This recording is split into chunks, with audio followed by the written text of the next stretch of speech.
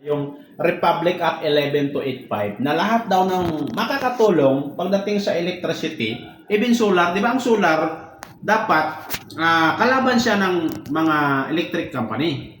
So kasi ang kuryente nagiging libre. Pero bakit pinayagan siya? Kasi nga ang tawag doon renewable energy. Lahat ng mga katulong sa bansang Pilipinas inaccept Renewable energy. renewable energy ang tawag doon. So even yung mga windmill na yan. So yan. Pero kung titingnan natin, accepted siya at sinusulong siya ng government. So ngayon, ang solar, maganda naman siya. Binibenta pa yun eh. May tinatawag na net metering. Ngayon, bago ka ma-approve sa net metering, matindi. Kasi bago ka magkaroon ng matindi yan. So maraming mga requirements, maraming mga lagay-lagay din. So ngayon, kung ang solar mo ay baterya, so masyado magastos kasi papalit ka ng baterya. Tapos yung maintenance yan mahal. So ngayon, kung ang bill mo kasi ay 4,000 to 7,000, ang requirement ng solar, 200 to 300,000 ang setup. Pero kung titingnan mo, sa 4,000 to 7,000, gawin na nating zero bill. Bago mo bawi yung 300,000 mo, 6 years enough, nakatipid ka ba? Hindi. So, hindi ka nakatipid kasi ang tagal. Ginawa mo ng zero yun ha. So, ngayon, kung may pera ka, walang issue ang solar kasi may pera yan. Pero sa ordinary people, so hindi mo yan mapapalagay ng solar. So, wala naman yung 300,000. Paggawa na lang niya ng bahay yan, di ba? Ang goal lang nun, sir, sa solar kasi lifetime yung magagamit nila. Oo. Kaso nga lang yung biglaan na pagkuhan dun sa setup, walang pera ang tao na gano'n. Wala. Yung kaya ang solar naman lifetime siya. Pero ang tagal mo mababawi. Pero tinan mo kasi bakit marami kami kausap na solar. Ang hirap din pala sa solar pag di battery.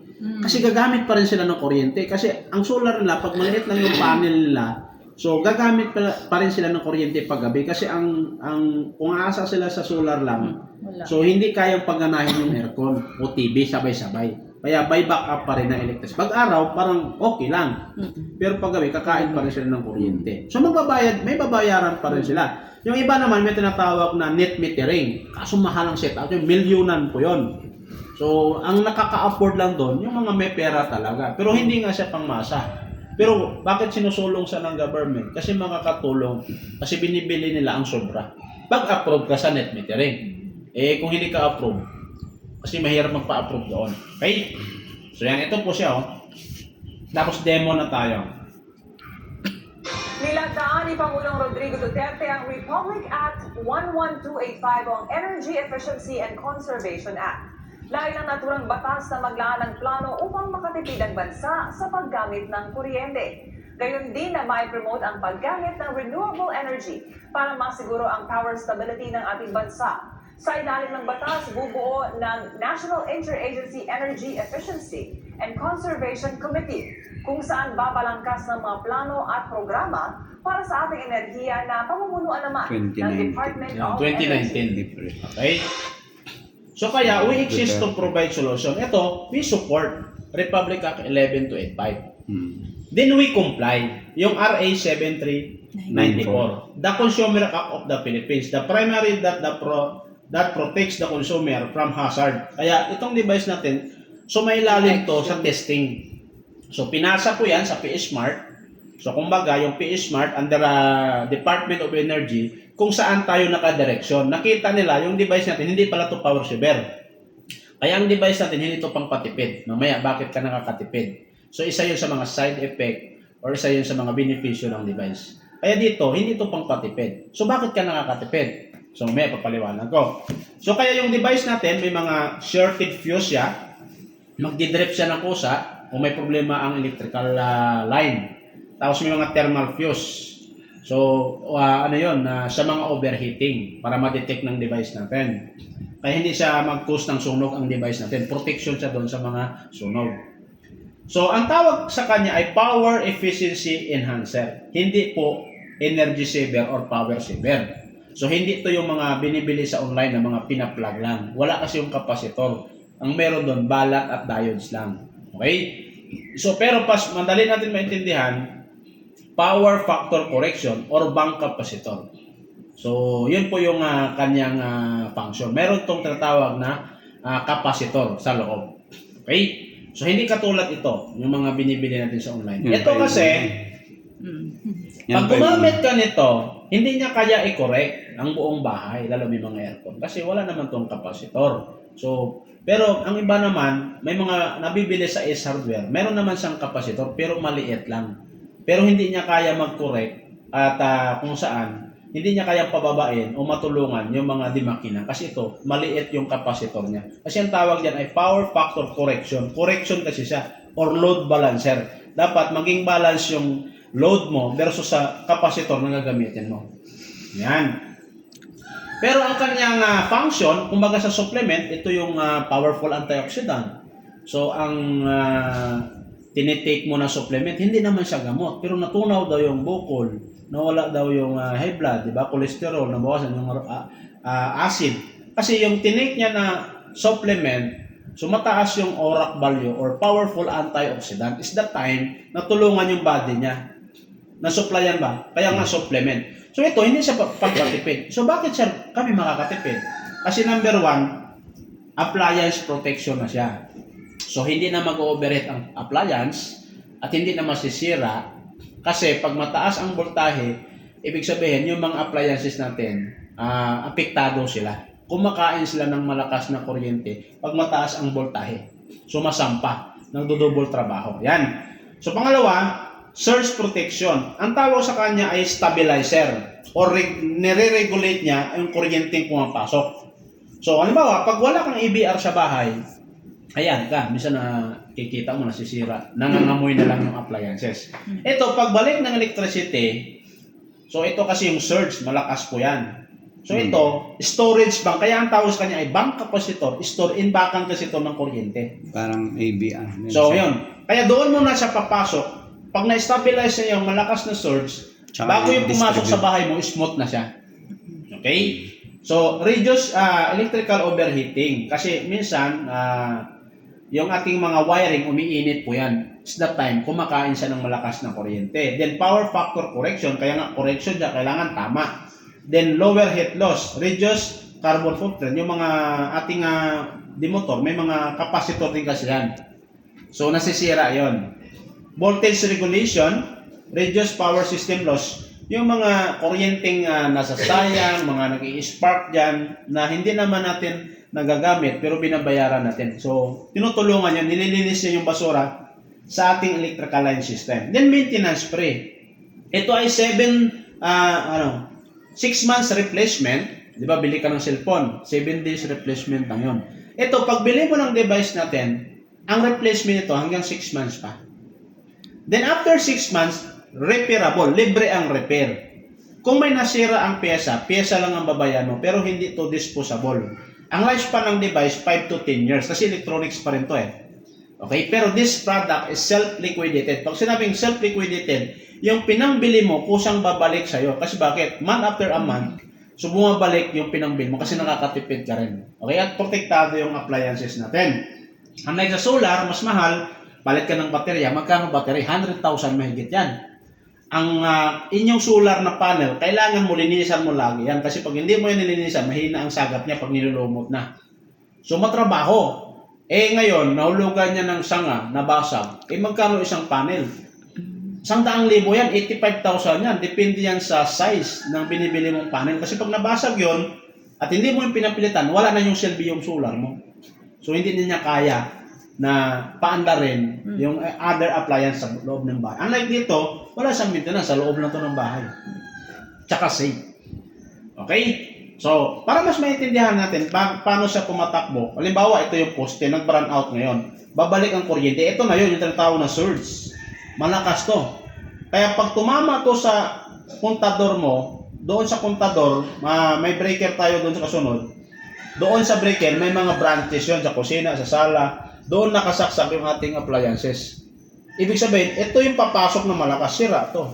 Pag wala silang EBR at wala silang tinatawag na power factor corrector. Ang maganda dito, hindi katulad to sa EBR na bawat appliances nilalagyan mo. Ito, naka-centralized EBR ang buong bahay mo from the main line. Kaya mas tipid. Okay?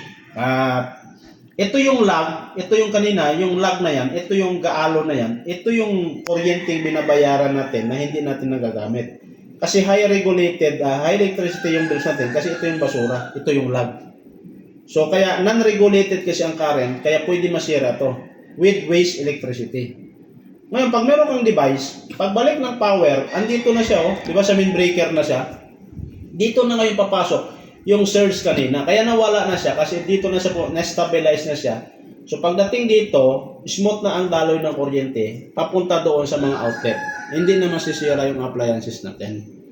So na-stabilize na kasi niya. So nawala na kanina yung lag, wasteful lag, na-convert na siya sa increased energy efficiency. So kaya regulated na yung current, wala nang malakas na current or surge. Kaya wala na po ikang tatawag na waste, basura. Nalinis na niya. Ayan. So, ito ang example nun. Parang Coke or beer, bumili ka sa tindahan, lagay mo sa baso. Yung basura mong binabayan sa kuryente, yun yung parang nagre-represent na bula. Although bayad na yon. Pero pag nilagay mo sa baso, umapa po siya. Kasi ang babayaran mo lang doon, yung kilowatt hour lang. Kaso kasama ang charges, system loss, generation charge, mga company subsidy na hindi mo naman nagamit. Kumbaga sa 5,000 mo ng bill, ang babayaran mo mga 1,900 na nga eh. Kaya umabot sa 5,000, ang dami mo charges. So, ang electrical company kasi binigay sa consumer ang charges. Kasi walang mag-i-invest sa electrical company pag sa kanila ang losses. So, kaya lahat ng mga kuryenteng nawawala dyan sa linya, pati mga taong nagja-jumper, tayo lahat magati-hati ng bayad nun. Kaya sila, wala kayo dyan. Magnakaw kayo ng kuryente, kayo naman magbabayad yan. So, siyempre, pag naaktuhan lang nila, mayroon kang, pero as long na hindi nila nakikita yan, wala pa pakialam yan. Bakit? Tayo na naman magbabayad na ako. Wala silang concern. O, di ba?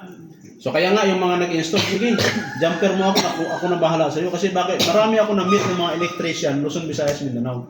Talagang may mga tao talaga na nakikiusap. Sa mahal ng kuryente doon banda sa provinces, nakikiusap sila. Eh, sabi ng mga electrician, ngayon, meron akong alam, hindi na tayo magja-jumper. Meron tayong device ng ganito. O, di ba? Kaya tuwang-tuwa sila.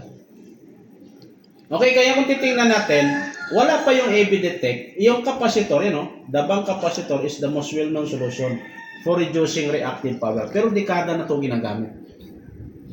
Okay? So yan, tuloy na tayo. Ito yung setup.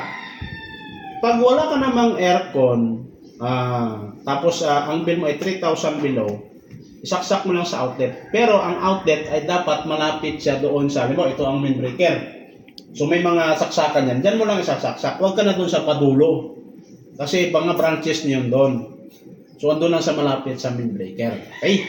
Pero kahit 3,000 ka, tapos may mga aircon ka na, kasi pag umandar yan, mas maganda doon na sa main breaker. Ang ilagay mo doon, ito 50 kahit 3,000 ka. Kasi pag may mga aircon ka, kumakain na yun ng malakas na kuryente. Okay? So ito naman, ang bill nito ay 7,100 hanggang 18,000. Ito naman, ang setup nito, ito ang bill kasi nito, nasa mga 35 to 40,000. Yan. Kaya may backup din siya. So ito naman, mga worth 25,000. Kaya, kumbaga, katulad doon sa solar, mayroon siyang computation din ang device. Okay? So, ito yung mga dahilan bakit nagbabayad tayo ng kuryente na mahal? Siyempre, halimbawa, si ma'am, binintahan ko ng device, hindi ko naman alam kung paano yung gamitin ng kuryente niya. Kasi ang mga tao, pag sinabi mong pangpatipid, inaabuso nila, hayaan mo na ilaw.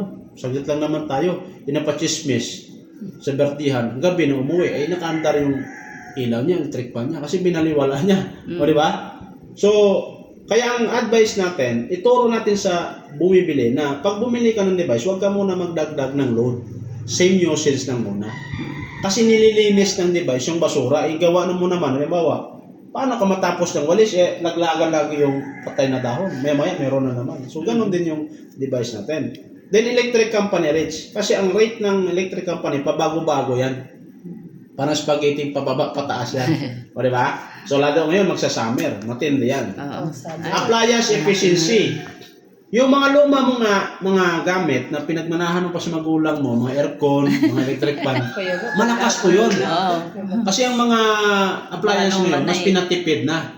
Kaya, yung unang mga electric fan, pag may tatlo ka na ganun, katumbas na yun ng isang aircon. Kaya ang gawin mo na lang, kaysa mag-electric fan ka na tatlo, mag-aircon ka na lang. Kasi yung mga inverter na yun yung mga aircon, mas makakatipid ka. Okay? So ano pa? Usage pattern. Halimbawa, ito si ma'am. Ang kwarto nila to, halimbawa, 4 o 3. Ngayon, pag marami ang bisita, sigurado gagamitin yan. Pero kung sila-sila lang, isa lang kwarto lang gagamitin nila. Hindi yung tipid sila sa kuryente. O, di ba? So, yung seasonal demand. Kaya, i-advise yung mga binibintahan nyo, pag summer, ma'am, baka pwede ka mag-break even lang. Kasi lahat ng mga demotor mo gamit na gamit. Pero ang titingnan mo, yung nakalipas na taon versus ngayon. Wag yung nung March, kasi o February, kasi malamig yan, o December. Huwag ikumpara yung December sa April kasi iba ang consumption ng April at iba ang kilowatt na rate yan. Mataas, tsaka umiinit yung mga wire kaya nako-convert siya into heat. At pag mainit ang wire, malakas siya sa kuryente. Okay? So yan, load management and metering accuracy. Nagkakamali po minsan sa pagre-read ng mga meter natin. So, eto po yung bracket. Pag 3,000 below, doon yung 100 to 250 kilowatt na consume kasi hindi pare-pareho at magkaiba yung ating rate ng electrical company. Kaya magbabase ka doon sa bills at sa kilowatt. So pag nag 3,000 siya at yung consumption niya ay 100 to 250 kilowatt, so 25 lang yon. Okay. Diyan ka magbe-base sa... Yes. Pero pag umabot na siya ng 3,100 hanggang 7,000, ito yung 50 microfarad natin UF. Then ang bracket naman niya 300 to 550 kilowatt. Pero pag ang bill ka na ay 7,100 hanggang 18,000, 800 to 1,350 kilowatt, 100 UF na yon. Okay, may mga tao naman, sir, ang bill ko kasi 18,000. Pero sir, pwede ko ba i-testing lang yung maliit? Hindi rin namin yung bibentahan. Bakit? Hindi siya makakatulong doon sa bills niya. Pwede ma-protectionan yung appliances niya. Pero don't expect, sabi ko na mayroon yan magandang result. Kasi ang capacitor nito napakaliit versus sa bill mo. So, hindi siya pwede. Yung iba naman, may pera. Ang bill naman nila ay maliit lang. Pero dahil may pera nga, doon na ako sa malaki. Para yung 3,000 ko na bill, maging 0 na. Hindi naman pwede. Kasi malaki na masyado yung capacitor niya versus sa bill nito. So, yun yung susundin natin. Kasi pag hindi nila sinunod yun at mali ang installation, wala siyang magandang result. Paano kung sir? 3, 4 na ganyan. 4 na maliit, yun ang ikabit mo dito. Saan? Dito, sa nagbibil ng Okay, so 18,000. pwede naman. Pero meron naman tayong ganito. Ito na lang para hindi masyado marami palamuti. So, paliwanag na lang din natin. Depende naman sa kanya. Pero, mas maganda kasi, pag mga bill na kasi na 18,000, kailangan sa main breaker na siya install. Yung maliliit kasi natin, pang outlet lang yun. Tsaka masasayang doon yung tinatawag na yung resistive. Sana yun, madam? Ito. Masasayang to. O yan, dito. Ito, masasayang siya. Na dapat masasaksakan siya ng heating element. So, may paliwanag ko yun. Okay. Sir, yung pakibalik nga po. Ito po yung pang-industrial. Yan yung residential. Ito po, lahat ng ating device ay residential lang lahat. Hindi ito pang commercial, hindi ito pang industrial. Kasi ang mga industrial, may sarili na silang natawag na industrial bank capacity. Hindi pwede uugma yung ating device doon. So, pang bahay po ito. Pang residential. Yung mga bahay kasi, may mga laundry shop doon, mga coffee shop. Kaya natin doon. Basta pag nag-bill ka ng 100,000 pababa, pwede tayo doon. Kasi may mga commercial naman na like minsan medyo grocery o kaya may mga restaurant, ang bilang naman ay 50,000, pwede tayo doon. Paano kung umalagpas 100,000? Hindi na tayo pwede. Pwede natin i-install yon per appliances na. So, parang per aircon. Kasi nga, naka 3-piece na po sila. Tapos may sarili na silang tinatawag na transformer malalaki. So, ibig sabihin, regulated na yung current nila. Wala na silang tinatawag na voltage fluctuation kasi meron na silang sariling ganun. So, pero minsan, kulang pa rin yung transformer nila. Kaya mahal pa rin ang kuryente. Ang gagawin natin doon, hindi na tayo mag-install doon sa mainline tulad kanina. Doon na sa per appliances nila. Yung aircon. So, tinatap na yun mismo doon. Hindi pwedeng sa kwan. Halimbawa sa school, nagbibil siya ng 100,000 plus, may get So sa school, per room na ang kabit doon. Hindi yun sa mainline na. per room or per sa breaker nila. Per breaker. Kasi ang bawat room may breaker yon. Per Parang, breaker. parang ang alam ko, bawat building may sarili na yatang kwan doon. Oh, may sarili. Pero doon, Kaya ang iba yung question rating. lang kasi dyan, kung 3-phase siya or single phase. Kasi pag 3-phase, so pang commercial yon. So hindi tayo pwede mag-tap doon sa pinaka mainline. Okay? So dito tayo mag-install sa loob na. Per breaker na. Okay? Para madali, bigyan ko kayo ng tip. Kasi kung gagawin itong business, pag kinausap mo kasi yung mga commercial nagbibil ng 100,000, 200,000, 300,000, ang tagal po niyan kasi na-experience ko yan. Halimbawa, may-ari ito ng school. May mga engineering mo sila. Sige, set kita sa sunod na linggo. Ngayon, pinanggalingan mo. So, nagastos ka na ngayon. Tapos, pagdating mo doon, may mga final pa yan. Tapos, ang gusto ng iba, sige, subukan na namin. Bayaran na lang namin. Tapos, mga government, mga PhilJeps pa yan. So, ang tagal.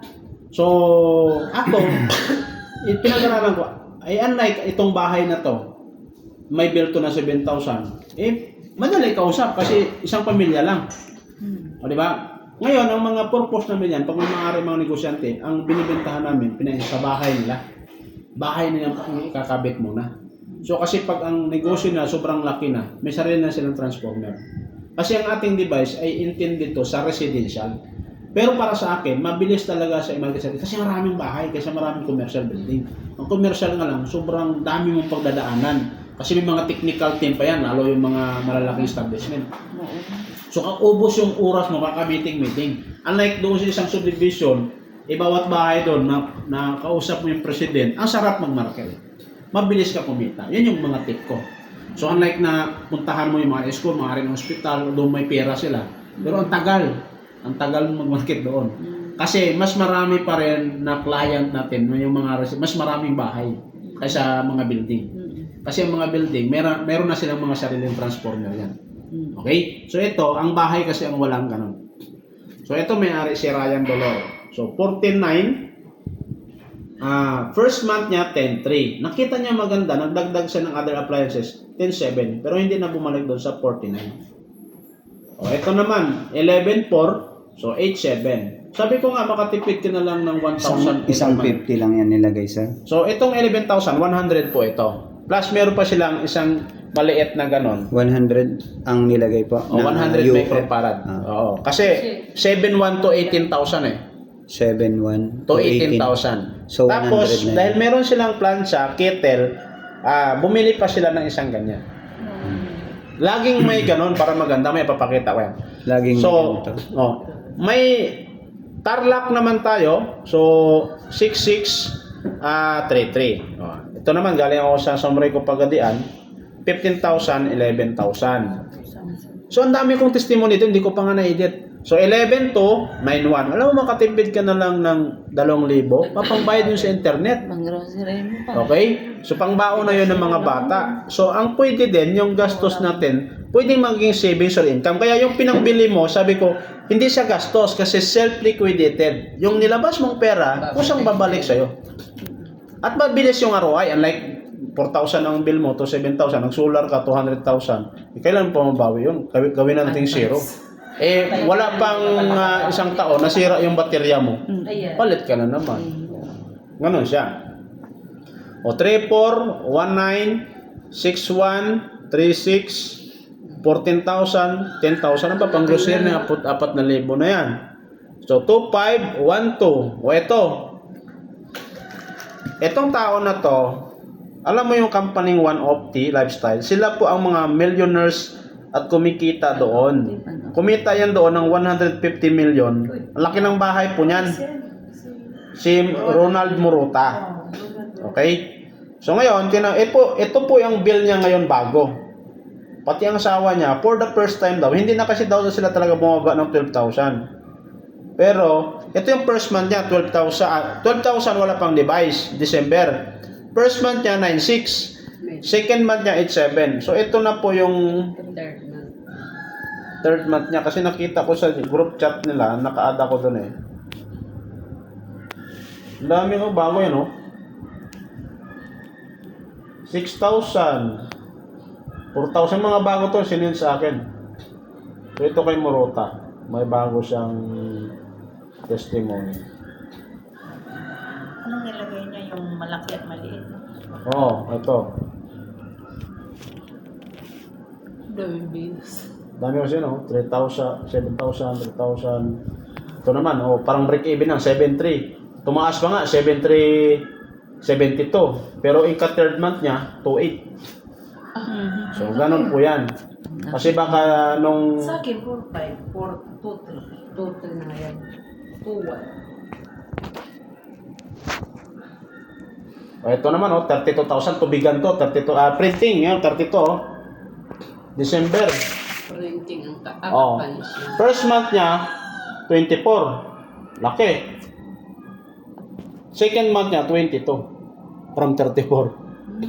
So, kaya iba-iba. Galing daw. Basta, yan yan. Ngayon, 7,000 na lang yan. So, yan. O, yun o, 32,000, 24. Ito yon. Pero, ito, may latest ako nakuha. So, 22 na lang sila. Aba, laki bagay nun. Meron talaga. O, di ba? So, yun yung benepisyo ng device. So, ibig sabihin, yung pagbaba ng electricity, yun yung side effect niya. Okay? So, yun yung benepisyo. Pero, hindi siya power saver pang patipid. Kaya ka nakakatipid dahil mamaya, kapakita ko, pag mataas ang voltahe, doon kumakain ng malakas ng kuryente at stressful yung mga demotor natin. Okay, i-demo natin actual. Ibang Lakas nito, anong voltahe? Okay. 40.